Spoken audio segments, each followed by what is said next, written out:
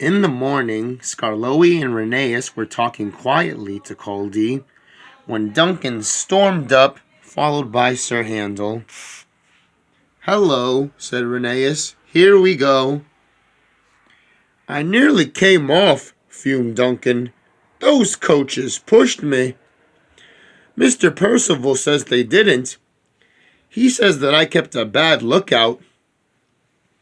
"We have no money to mend you," he told me. "So if it happens again, we'll leave you at the back of the sheds." "Why does he always pick on me?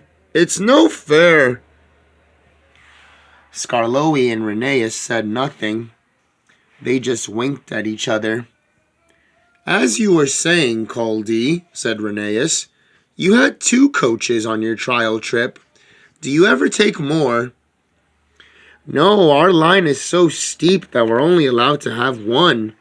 Mine's called Catherine, and that's most important. I know her very well."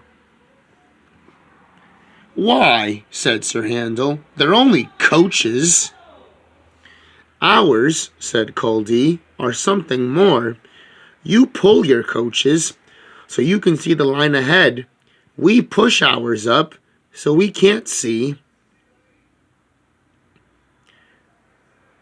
"They watch the line for us, but Catherine is so clever that I know at once if anything is wrong." "That must take a load off of your mind," said Skarloey. Caldy smiled, "but not off of my buffers." "Coming down," he went on, Catherine and I just roll. We don't need any steam for that." Sighed Sir Handel. "I should like that. With your automatic brakes, it sounds like a rest cure." "That," said Caldy, "was just the mistake poor Godred made." "Who," asked the little engines, "is Godred?"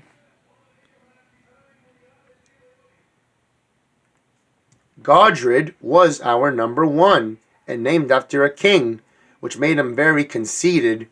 He would never keep a good lookout. He would always look everywhere else except at the tracks." "You'll have an accident. I told him." "Pooh," he said. "I got automatic brakes and driver's got his air brake. What more do you want?" "More sense from you," I told him.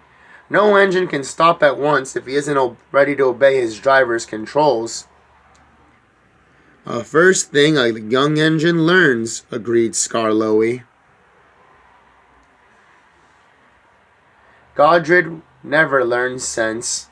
His driver and fireman and the manager took him to pieces to see if anything was wrong with him, but he kept on going in the same old way. One day, I was waiting at the station for Godred coming down the mountain with his train. As he was rolling down, it happened.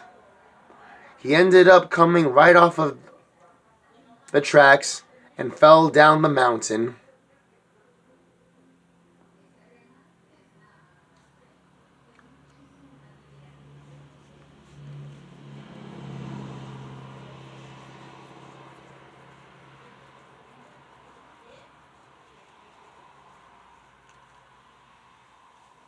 Luckily, though, the coach stayed on the rails.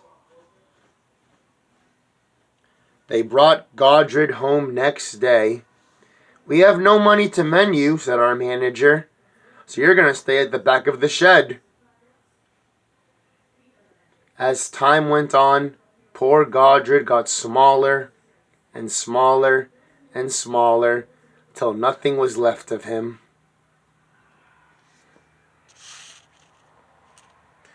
"What happened?" said Duncan. "It's not very nice to talk about," said Caldy. "But what happened? Why isn't it nice?" "Our drivers," said Caldy mournfully, "used Godred's parts to mend us." Sir Handel and Duncan were unusually quiet, even long after Caldy had left. Neither Skarloey nor Rheneas ever mentioned that Kuldee had made the ending to the story up. Dun dun dun dun dun dun dun. Bum bum.